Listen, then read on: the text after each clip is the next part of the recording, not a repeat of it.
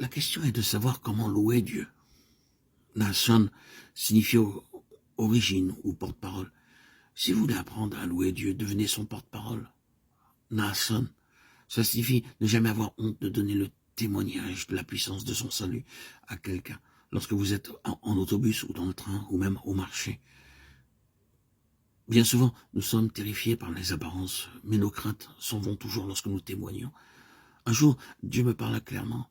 Va et parle à l'homme qui est là-bas. Je reconnais. Et je regardais la moustache frisée de l'homme et son menton et je pensais, oh non, jamais. Il paraissait tellement fier. Et j'étais sûr qu'il ne prêterait aucune attention et qu'il n'avait aucun intérêt pour la Bible. Dieu me parle encore. Tu t'en remets à moi. Va et parle-lui. Aussi, j'allais en tremblant, me place à côté de lui et lui dis, monsieur, regardez ce livre s'il vous plaît. Il examina le livre avec beaucoup de plaisir et dit, pourriez-vous me procurer s'il vous plaît une Bible complète en ourdou? Je pris son adresse et lui envoyai une Bible complète le jour suivant. Il fut très reconnaissant et me paya content. Il continua, j'ai attendu plus de 2 ans pour avoir ce livre. Il me faisait terriblement défaut. Je veux en savoir plus sur lui. Un jour, un homme vint me voir et dit, frère, j'ai très froid. Pouvez-vous me donner quelque chose pour me couvrir? Je dis, attendez là, jusqu'à ce que j'aie trouvé la volonté de Dieu. Alors que je priais, Dieu me dit de lui donner cette couverture neuve. Je priais un peu plus, parce que je pensais que Dieu s'était trompé. Une couverture neuve, sans un seul trou. Mais le Seigneur dit, c'est ma couverture, donne-la-lui. Aussi, je lui donnais vraiment à contre-cœur, en pensant que j'aurais à souffrir du froid toute la nuit. Je commençais à calculer de quelle manière je garderais la chaleur.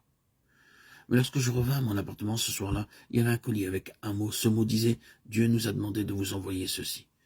Acceptez-le, s'il vous plaît, comme venant de lui. » Dans le paquet, il y avait une couverture neuve de qualité, de la même couleur et de la même taille que l'autre. Bien des fois, nous murmurons, nous disons « Seigneur, pas tant, je dois garder quelque chose pour mon épouse, mes enfants ou pour mes vieux jours. » Mais Dieu doit venir en premier. Dieu doit passer le premier. Tout ce qu'il demande doit être donné joyeusement. Plus nous donnons de cette manière, plus il nous prouve sa fidélité. Je remercie Dieu de ce qu'il m'a enseigné cela dès le début. Il fait mention, verset 5 du livre des Nombres, d'Issachar, qui signifie « Je suis sûr de ma rétribution ». En d'autres termes, faisons toutes choses comme pour Dieu. Lorsque vous faites une gentillesse à quelqu'un dans le besoin, vous ne faites pas pour être rétribué par lui. Quand vous donnez de l'argent pour une bonne cause, donnez-vous plus lorsque votre nom et le montant sont mentionnés sur une liste. Ce ne serait pas donné pour Dieu. Ce n'est pas ce que signifie Issachar. Issachar signifie « Je suis certain de ma récompense.